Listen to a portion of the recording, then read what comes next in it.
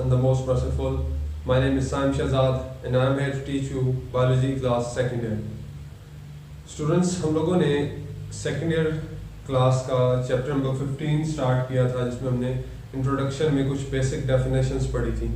आज हम उस इंट्रोडक्शन का सेकंड पार्ट पढ़ने जा रहे हैं, जिसके अंदर कुछ हमने कॉन्सेप्चुअल चीज़ों को डिस्कस करना है। आप ज़रा ध्यान से समझिएगा। सबसे पहली चीज़ इसमें है intra cellular and extra cellular environment. इसका जिक्र किया गया, तो हम सबसे पहले इनको समझेंगे कि ये टर्म्स जो है इनका इससे क्या मुराद है। इंट्रा सेलुलर से मुराद कि ऐसा एनवायरनमेंट जो सेल के अंदर प्रेजेंट होता है, सेल मेम्ब्रेन के अंदर जो सेल का एनवायरनमेंट है उसको हम इंट्रा सेलुलर एनवायरनमेंट कहते हैं। और एक्स्ट्रा सेलुलर एनवायरनमेंट से क्या मुराद है? एक्स्ट्रा सेलुलर एनवायरनमेंट से मुराद कि लिविंग ऑर्गेनिजम्स के अंदर ऐसे मॉलिक्यूल्स और प्रोटीन्स का स्ट्रक्चर जो सेल्स को स्पेस देता है ग्रोथ के लिए, मूवमेंट के लिए, ऐसी जगह जो यानी सेल से आउटसाइड प्रेजेंट है लिविंग ऑर्गेनिजम्स में, वो क्या होते हैं? वो लार्ज नेटवर्क ऑफ प्रोटीन्स और मॉलिक्यूल्स होते हैं जो सेल्स की ग्रोथ और उनकी मूवमेंट के लिए स्पेस प्रोवाइड करते हैं सेल्स को। उनको हम कहते हैं, उस एनवायरनमेंट को हम कहते हैं एक्स्ट्रा सेलुलर एनवायरनमेंट, जिसके अंदर सेल प्रेजेंट होता है। और इंट्रा सेलुलर एनवायरनमेंट से मुराद सेल का अंदरूनी एनवायरनमेंट। तो इसमें हमें यह बताया गया है कि लिविंग ऑर्गेनिजम्स के अंदर इंट्रा सेलुलर और एक्स्ट्रा सेलुलर एनवायरनमेंट के अंदर मुसलसल चेंजेस होती रहती हैं, लेकिन with in a narrow range. ये नहीं होता कि बहुत ज़्यादा अचानक से तब्दीली आ जाए इंटरनल जो मैकेनिज्म चल रहा है उसके ऊपर, बिल्कुल नैरो रेंज पे चेंजेस होती रहती हैं। क्योंकि होम्योस्टेसिस से मुराद ये नहीं होता कि कांस्टेंट हो जाए बॉडी का इंटरनल एनवायरनमेंट, बल्कि ये होता है कि चेंजेस होती रहती हैं, लेकिन with in A required range, एक ख़ास रेंज के मुताबिक इंट्रा सेलुलर और एक्स्ट्रा सेलुलर एनवायरनमेंट के अंदर चेंजेस होती रहती हैं। पहले हमने ये चीज़ पढ़ी थी कि वाटर सोल्यूट एंड टेम्परेचर जो है वो चेंज होते रहते हैं बॉडी में। अफेक्ट एक्सटर्नल एनवायरनमेंट का इन तीन चीज़ों पे होता है। लेकिन हमें अब बताया गया है, मज़ीद ये बताया गया है कि मेटाबोलाइट्स और हार्मोन्स के अंदर भी तब्दीलियाँ रूनुमा होती हैं बॉडी के अंदर, लेकिन एक रिक्वायर्ड रेंज के अंदर। एक रिक्वायर्ड रेंज के अंदर metabolites and hormones are kept changing in body within a narrow range, यानी कि बहुत ज़्यादा इसमें तब्दीली है। स्मॉल फ्लक्चुएशंस आती रहती हैं जिसके अंदर मेटाबोलाइट्स में और हार्मोन्स के अंदर। इसी में हमें एक एग्जांपल दी गई है और उस एग्जांपल में हमें दो चीज़ों का जिक्र किया गया है। किन किन चीज़ों का? एक एक्सटर्नल एनवायरनमेंट और एक इंटरनल एनवायरनमेंट। एक्सटर्नल एनवायरनमेंट से मुराद कि एक लिविंग ऑर्गेनिज्म जहाँ पे मौजूद है उसका एक्सटर्नल एनवायरनमेंट, और इंटरनल एनवायरनमेंट से मुराद के अंदरूनी एनवायरनमेंट जो लिविंग ऑर्गेनिज्म के अंदर होता है। तो उसमें एग्जांपल ये दी गई है कि एक बॉडी जिसको एबंडेंट वाटर मुहैया था और उससे एक्सटर्नल एनवायरनमेंट में कुछ चेंजेस की वजह से बॉडी के अंदर अब उसको पानी बाहर से मुहैया नहीं है, ड्राई कंडीशंस आ जाती हैं और उसकी बॉडी को पानी नहीं मिलता। एबंडेंट से उसकी बॉडी ड्राई कंडीशन की तरफ चली जाती है क्योंकि उसको पानी मुहैया नहीं होता।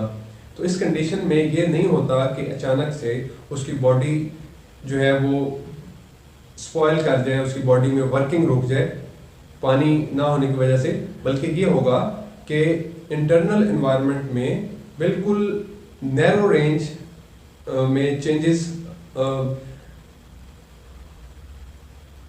होंगी उस लिविंग ऑर्गेनिजम्स के अंदर।